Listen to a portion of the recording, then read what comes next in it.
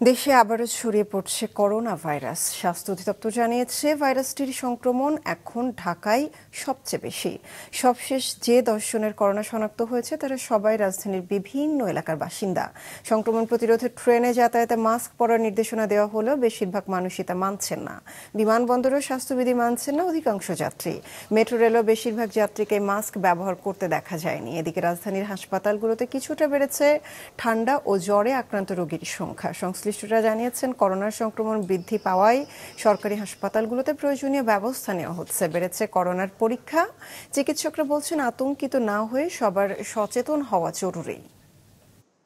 যে এখন থেকে আমাদের অ্যালার্ট হতে হবে, কারণ যেহেতু আগে একেবারেই নীল ছিল, সেখানে আমাদের প্রতিদিনই 1-2টা করে বাড়তেছে। যখন একেবারেই করোনা ছিল না তখনও কিন্তু আমাদের কিট ছিল, এখনো আছে।